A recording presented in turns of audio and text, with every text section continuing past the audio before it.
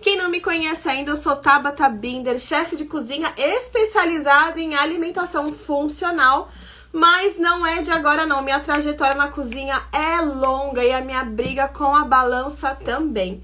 Então eu vim dividir com vocês aqui o que eu fiz para conseguir eliminar 18 quilos, né? Sem dificuldade nenhuma, sem viver de dieta, sem ter que fazer atividade física, tá? Então, se você nunca ouviu a minha história, hoje eu vou contar um pouquinho e vou te ensinar 5 estratégias que eu usei, 5 fundamentos que eu usei. Eu digo que eu sou o meu primeiro laboratório, né?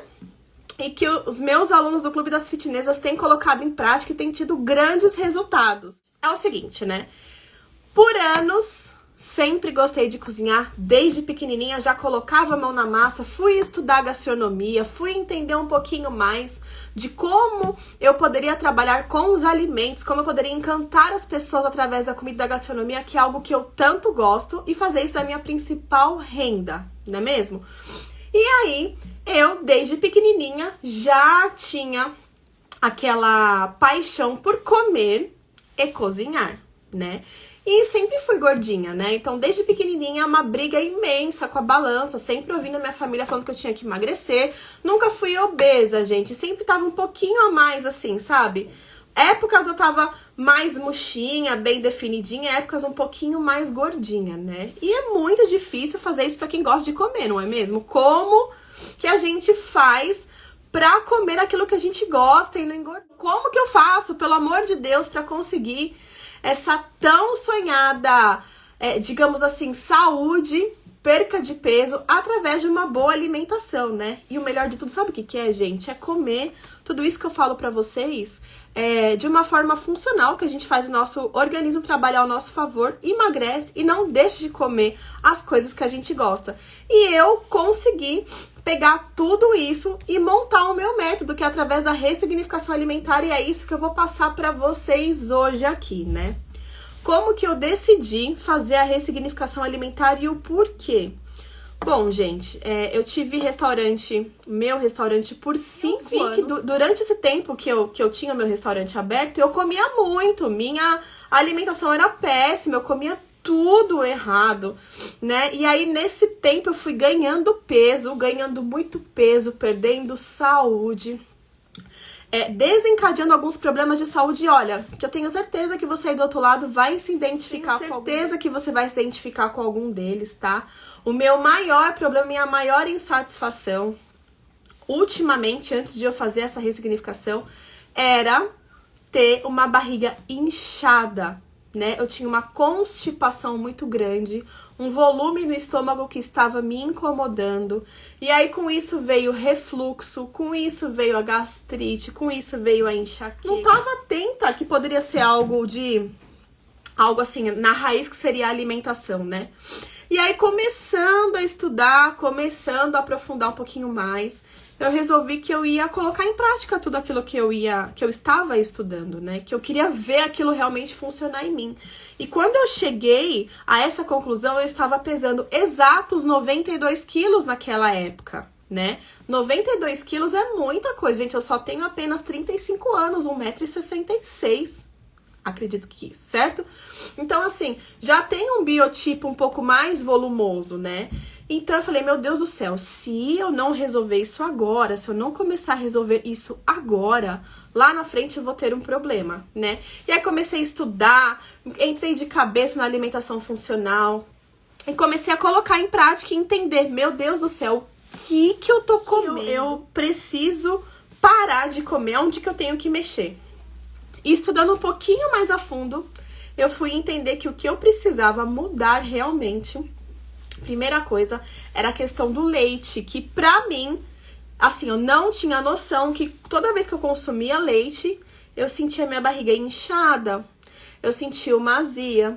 E nesse meio tempo todo que eu contei pra vocês aí, todos esses sintomas que eu tava sentindo, eu resolvi dar um pulo no pronto-socorro, porque eu tava num dia atacadaça, eu tava com enxaqueca, tava com uma tosse de cachorro horrível, tava com o estômago alto, eu tava, assim, estragada. E aí eu fui no pronto-socorro, e o médico me atendeu e falou assim pra mim, Olha, juro pra vocês que ele pegou uma caneta. Vou pegar esse pincel de maquiagem e fazer com a caneta. Ele pegou uma caneta e ele nem olhava pra minha cara. Ele só ficava assim, o que você tá sentindo? Aí a única vez que ele olhou, ele falou assim pra mim: você toma leite? Aí, eu falei com todo prazer que eu tomava leite, né? Tomo, doutor, tomo leite sim. Porque eu cresci ouvindo que leite faz bem pra saúde, que leite é pra gente ficar forte, que leite tem cálcio e é muito bom pra osteoporose. Ai, que maravilha, né? Então eu achei que eu tava fazendo um ótimo negócio. Ele simplesmente virou pra mim e falou assim: para de tomar leite. Para de tomar leite, que os seus problemas vão se resolver. Eu não preciso fazer exame, doutor? Não precisa fazer, não. Nem omeprazol ele me deu. Aí eu falei, gente, esse médico tá de brincadeira comigo. Filha da mãe, né? Saí de lá revoltada. Fui pra Flor de Sal cuspindo fogo, bati a porta do consultório, assim, sabe? Já saí marchando, daquele nervosa. Falei, não acredito que eu perdi 1h30 de espera aqui pra ouvir uma porcaria desse médico preguiçoso. Aí fui pro restaurante, voltei, rebelde, nervosa. Aí eu falei, gente, não é possível, eu vou, depois dessa eu vou parar de beber leite. Minha vida mudou depois que eu parei de tomar leite, tá? E aí eu falei, não, gente, não é possível. Então tá bom, vou ver se é isso mesmo, né?